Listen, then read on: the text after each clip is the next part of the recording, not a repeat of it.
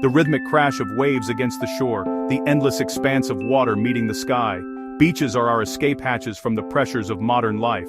They say they are places of freedom, where people go to let go of their worries, and sometimes, their clothes. But as daylight fades and the warm glow of the sun is replaced by the cold light of the moon, the atmosphere shifts.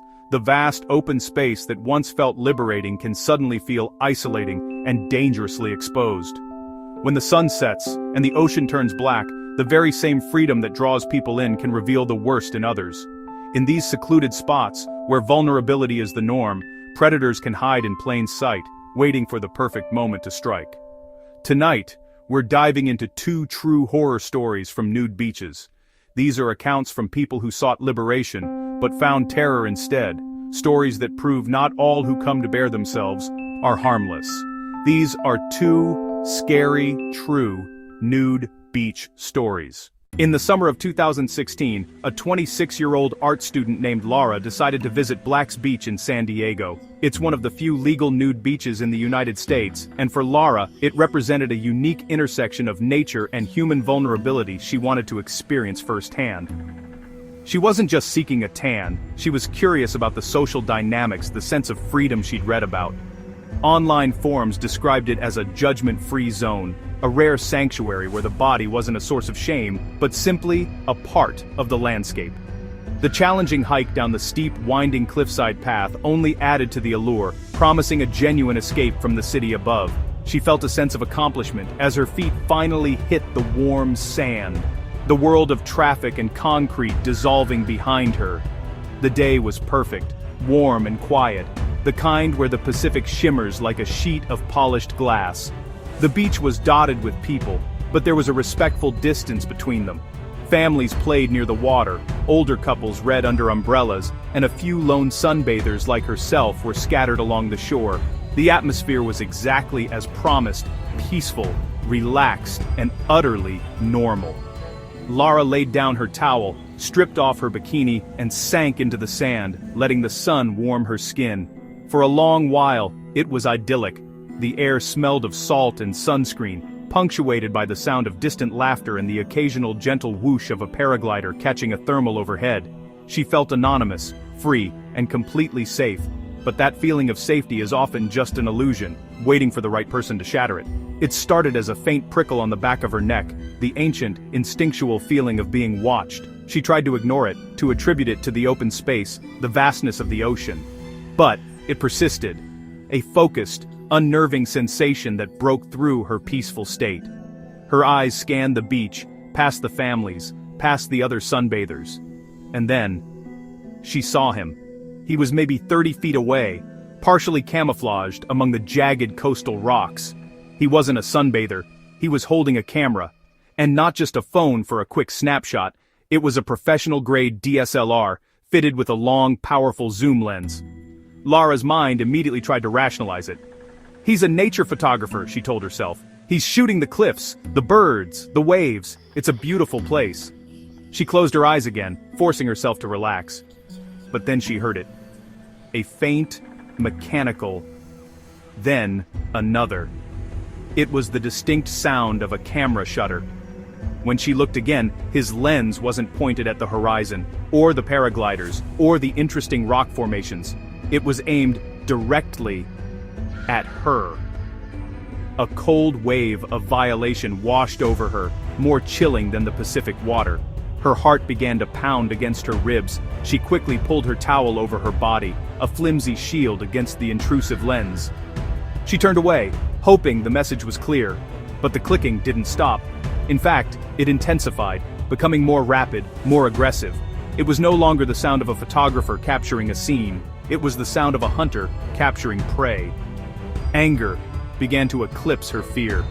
This was supposed to be a safe space. He was poisoning it. After a moment of internal debate, her fury won. She stood up, wrapping the towel tightly around herself, and shouted, her voice cutting through the calm air. Hey, what the hell are you doing? The man froze for a second, caught. Then, a slow smile spread across his face. Not an embarrassed or apologetic one, but a cold, unnerving smirk that didn't reach his eyes. It was a smile of ownership. He gave a lazy, awkward wave, muttered something that the wind carried away. and then calmly turned and walked down the path toward the cliffs, disappearing from sight. He didn't scurry away like someone who'd been caught. He retreated like his work was done. Shaken, Lara quickly packed her things. The magic of the day was gone, replaced by a lingering sense of filth and dread. She thought it was over, a creepy but isolated incident. But as she made the long trek back up the cliff path, the sun dipping below the horizon and plunging the trail into shadow, she had no idea the real horror was just beginning. By the time she reached her car, a silver Honda, the parking lot at the top of the trail was nearly empty and shrouded in darkness. A profound sense of relief washed over her as she got in and locked the doors. She started the engine, the headlights cutting through the gloom, and that's when she noticed it. A small, white square stuck to her windshield, right in her line of sight. It was a single Polaroid photo. Her blood ran cold. It was her, lying topless on her towel, captured in that moment of peaceful ignorance before she knew he was there. He hadn't just taken the photo. He had developed it, climbed back up the cliff, found her car among all the others, and left this trophy. Scrawled in neat, deliberate handwriting beneath the image were 5 words that twisted a compliment into a threat. "You looked beautiful today." She drove off, shaking, her mind racing. He had followed her. He knew her car. The next day she filed a police report, her hands trembling as she handed them the Polaroid, but there wasn't much they could do. There were no security cameras on the remote cliffs, no witnesses who saw him at her car. Taking a photo on a public beach, even a nude one, occupied a legal gray area. They were sympathetic, but ultimately, she was on her own. The following months were a living nightmare. Lara was consumed by paranoia. Every shadow held a figure, every passing car seemed to slow down. Unable to shake the feeling of being watched, she started searching online, diving into forums about beach safety and photographer harassment. 3 months after the incident, she stumbled upon a thread. It mentioned a photographer who frequented Southern California beaches. It led to a link, hosted on an obscure adult forum. The gallery was titled "Natural Beauties of Black's Beach." Her heart stopped. With a sickening sense of dread, she clicked. And there she was, not one photo, but dozens, close-ups, shots of her walking, sleeping, reading, all taken with that powerful zoom lens. It was a digital trophy case, and each of her photos was meticulously tagged with the same chilling code, SD26, San Diego, her age. The discovery broke something inside her.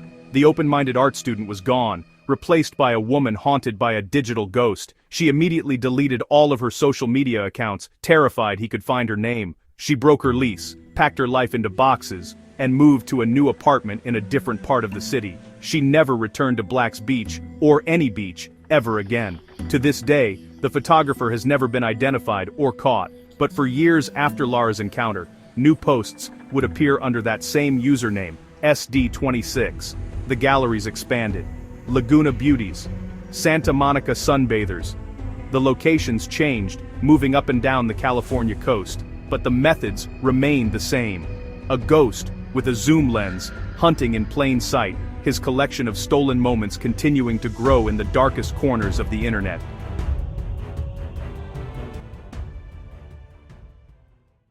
Our next story comes from a man named Evan. In 2019, he and his friends sought refuge from the Florida heat on a remote beach near Sarasota. The heat that summer was oppressive, and the secluded spot, accessible only by a winding dirt road, felt like their own private paradise, far from everything. The group, 6 people in their late 20s, had been drinking near the dunes when someone suggested a midnight swim. A bonfire crackled, casting dancing shadows on the sand. The suggestion was a dare, fueled by cheap beer and the intoxicating freedom of the night. The moon was full, the water warm, and after some hesitation, they all stripped and ran laughing into the dark surf. The Gulf water felt like a warm bath against their skin. Evan described it as one of those surreal, free moments, laughter echoing under the stars, waves crashing around them. They floated and splashed, their movements stirring up faint trails of phosphorescence that glittered in the dark. For a short while, they were the only people in the world. But the joy didn't last long. A sudden quiet fell, an unsettling pause in the night's rhythm that made the hair on Evan's arms stand up. He noticed movement out in the black water. A figure. At the very edge of the moonlight's reach, a dark shape broke the shimmering surface. His mind tried to rationalize it, a channel marker, a piece of driftwood.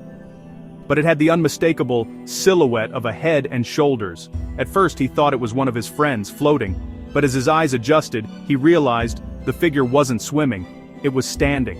He squinted, his heart beginning to race. The water out there, he knew, was at least 15 feet deep. There was no sandbar, no reef. The realization was chillingly impossible.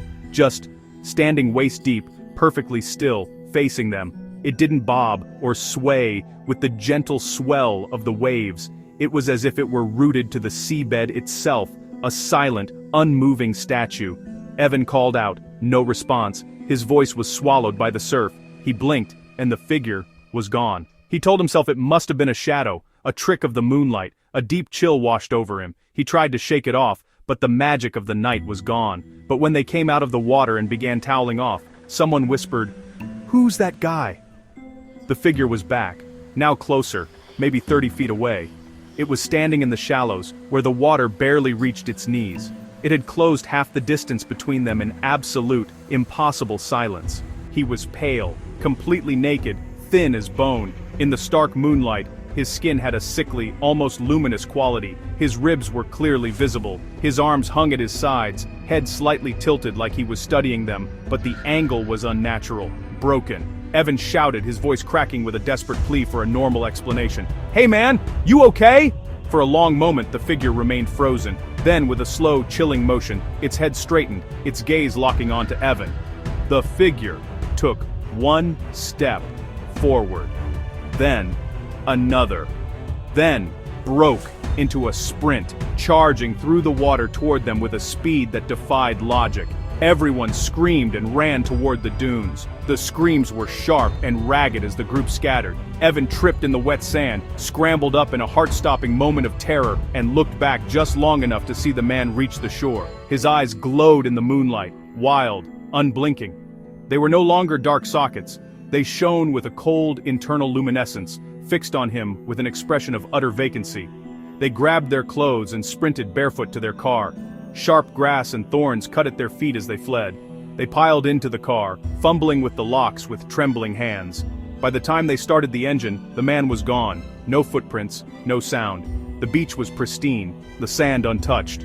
They reported it to local authorities thinking it might have been a transient or a drugged-out drifter. At the sheriff's office, the deputy listened with weary skepticism until Evan mentioned the specific beach. The officer's expression changed, but police said something chilling. There had been no one else reported on that beach that night. The nearest access road was closed at 10 p.m. He confirmed no other cars were in the vicinity, and the area had a reputation. A place where, years ago, swimmers had drowned during riptides. Bodies never recovered. Locals called it the swimmer's grave. "They don't swim there after dark for a reason," he said grimly. Evan never swam at night again. The experience left a permanent scar. He says the worst part wasn't the chase, but the memory of that unnatural stillness, the feeling of being observed by something not entirely human. And every time he's near the ocean, he swears he still sees a figure, standing motionless just beyond the waves, watching him. Now, his eyes are always drawn to the horizon, forever searching for that silent, patient observer.